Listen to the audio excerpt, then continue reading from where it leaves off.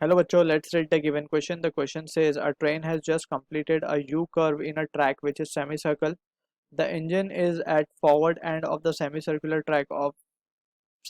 part of the track while the last carriage is at the rear end of the semicircular track. The driver blows a whistle of frequency 200 Hz. Velocity of sound is 340 meter per second. Then the apparent frequency as observed by a passenger in the middle of the train when the speed of the train is 30 meter per second. This is speed. So option A हमें given है. Apparent frequency क्या सुनी होगी middle coach में बैठे passenger ने. So whether it is 219 hertz, whether it is 288 hertz. Option C में हमसे कहा गया है वेदर इट इज 200 हर्ट्ज और ऑप्शन डी में whether it is 181 hertz. So this is the Doppler case का effect. So we can say as a key concept over here, we need to remember the expression for the Doppler effect जो कि होती है n apparent, that is n dash will be equals to n v plus minus v naught upon v minus plus of vs into actual frequency, that is v. यहाँ पे हमें एक चीज ध्यान रखना है, ये फॉर्मूला हमने जो लिखा है that is applicable when source and observer, that is source और observer are lying in the straight line. एक ही लाइन में जब ये एप्लीकेबल है तभी we use this result directly, वरना रिजल्ट को हमें थोड़ा सा मैनिपुलेट करके we need to bring with the source and the observer in a straight line, then we can apply this formula. All right, so यहाँ पे plus in the numerator, negative in the denominator. This case represent whether approach की condition होती है ये कि source और observer आपस में नज़दीक आ रहे हैं, whether source is coming towards observer और whether observer coming is coming towards source. तो सारे अप्रोच के case numerator plus denominator minus, we need to remember this. और जब भी रिसीडिंग के केस आएंगे, जैसे अवे जा रहे हैं, observer is moving away, source is moving away और बोथ मूविंग अवे, सो ऊपर नेगेटिव नीचे positive, just we need to be clear with this terms और उसके बाद वी कैन डायरेक्टली अप्लाई. अब यहाँ पे जो कंडीशन हमें गिवन है वो है एक semi circular track. So let's try to visualize the condition. So this is let's say the semi circular track.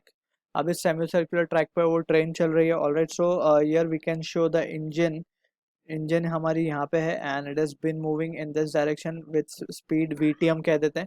और ये जो मिडल कोच है हम इसे यहाँ मान लेते हैं. सो ये भी इस स्पीड यानी ट्रेन की स्पीड से ही चल रहा होगा, tangential speed, that is VT.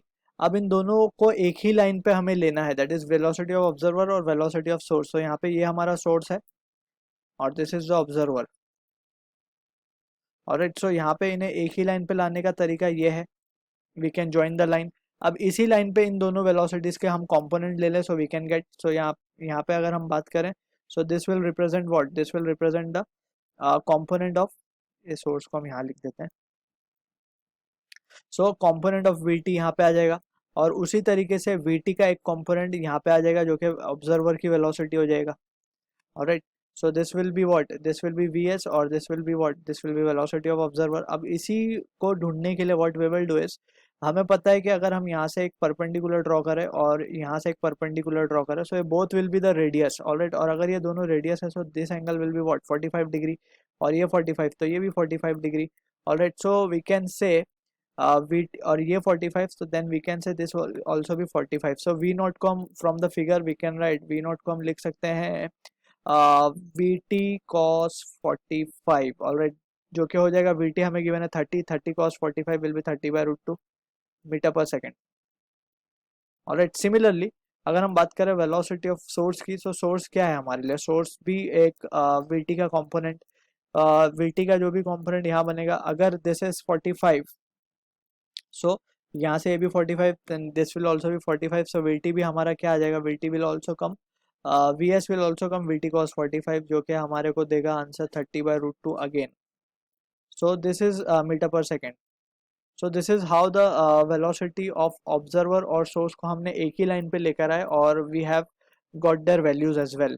So just अब हमें करना क्या है, both are on the same line. And अगर हम ध्यान से देखें, सो दोनों ही velocity of observer, observer approach कर रहा है और जो सोर्स है वो दूर जा रहा है. So that we need to real carefully हमें वो कंडीशन अप्लाई करनी होगी.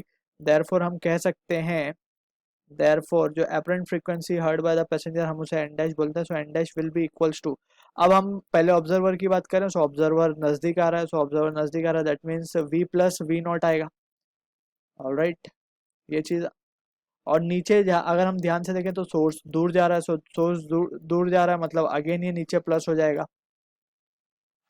सो this is how we write the और वी यूज द कन्वेंशंस, और यहाँ पे आ जाएगा एक्चुअल फ्रीक्वेंसी एन. सो अब इसे हम फर्दर सॉल्व करते हैं. अब हमें जस्ट वैल्यू सब्स्टिट्यूट करना है. So we can say therefore n dash will be equals to v हमें गिवन है, अगर हम देखें तो क्वेश्चन में it has been given as 340 meter per second.